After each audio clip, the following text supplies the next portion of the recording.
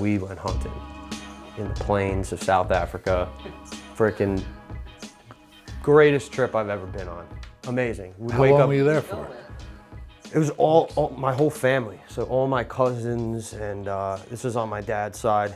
And so it was like 16 of us, I think. So it was pretty split down the middle, like 8 girls, 8 boys, and all the guys, we went hunting. All the girls they would do spas some days. You know, we were staying right on the Indian Ocean in South Africa. So we were on the west coast. What'd you guys hunt? All different types of antelope. Me specifically, I got, I think it was like 4 antelope and 2 types of monkeys. Did you see any endangered animals while you were there? Like rhino, black rhino? So I didn't see any rhino, but the hunting rhino is different. So you're not allowed to kill them. If you want to hunt them, it's purely a tranquilizer gun. So you literally, all you do is you find it, you tranquilize it, put it to sleep, you take a picture with it, and then you just leave it and it wakes up. What's the point of that? It's Really? stupid. And it Like, also, that's stupid. but it also costs like $100,000 to dart the rhino. $100,000. Yeah, it's called Why darting. Do you dart around? Can you just leave him alone, like in his own space? If you want to eat him, I get it. I get it. You ever been tranquilized? Probably a good nap. You probably needed it. But no, I think it's stupid. Like I personally wouldn't hunt like something endangered, but everything we shoot, we eat. That's the one thing I didn't eat though, because I don't want to like get a disease. Is I didn't eat the monkey. Why, they get diseases from eating monkeys? You're eating another ape. I don't know. I hear monkey tastes like chicken. I mean, the natives will probably eat it. They eat everything. Can you show what he caught, please? Do you need me to am come over there and fix the computer? Okay. Mike, tell us what we're looking at here. All right, so a picture on the left, that was one of the plains or one of the fields I was hunting on. So we would kind of just find a spot and sit and wait for the animals to come in. And we had tracked, so that picture specifically, the picture on the right is what I was looking for at the time. That's called a kudu. So that thing is super big animal. It's probably like 500-600 pound antelope. It's also called the gray ghost. That thing So looks gigantic. they're very difficult to find, hence the name gray ghost. Was that a baboon in the middle? Yeah, that was a baboon. That was a wild hunt. So, quick story. I had been dying to get a baboon. They were very difficult to find, and the farmers want you to get rid of them because a lot of the farms we were hunting on are all like citrus farms. So you got oranges, lemons, limes, whatever.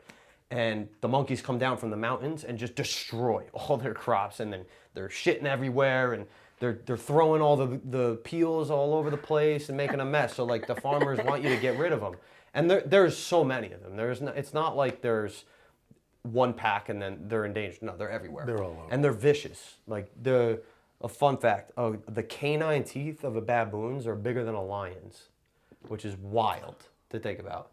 Wow. It's crazy. So we're driving down this dirt road along the side of these mountains, and all of a sudden you just see a pack of baboons running along the cliffside. So we're in the truck, and the cliffside is probably 700 yards away. And my professional hunter's like, we're gonna take a shot from here. He's like, you can hit it. So I aim, and he just tells me to aim like a foot above the specific baboon, that one specifically that we were gonna shoot, and just to cover the distance. And I shoot and I miss it by like this much, but they scatter. So something about baboons is like they have like a scout in their pack that watches out for danger and that kind of stuff. So the pack of baboons, all of them went over the cliff and just ran to the other side of the mountain. So we are like, all right, let's cut them off. So we drive around and we get to the other side of the face of the mountain, and we get out and we start walking. And I'm on this cliffside, and we're walking, it's like this.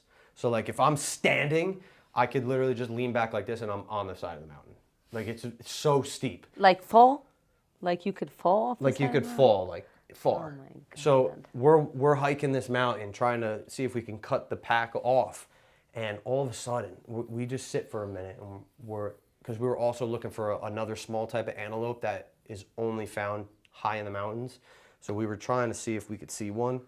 And all of a sudden, the scout baboon comes up from behind us, and he had circled our car, went behind us, came up the opposite ridge, and he was probably going to meet with his pack to tell them where we were.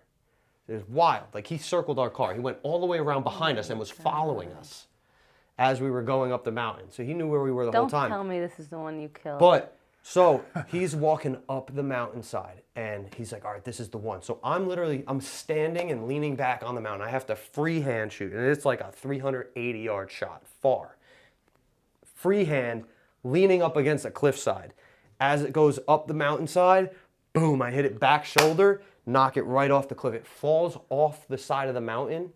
It took us 2.5 hours to hike up, get it. Wow. It had landed on like a little ledge on the side of the cliff. He was the protector. No, he wasn't. You killed the protector? He was a scout. The scout? Yeah. He was the lookout. He was the lookout. Oh, okay. Yeah. So now it's okay. But it was a crazy, crazy hunt. Just the terrain we were on was just wild.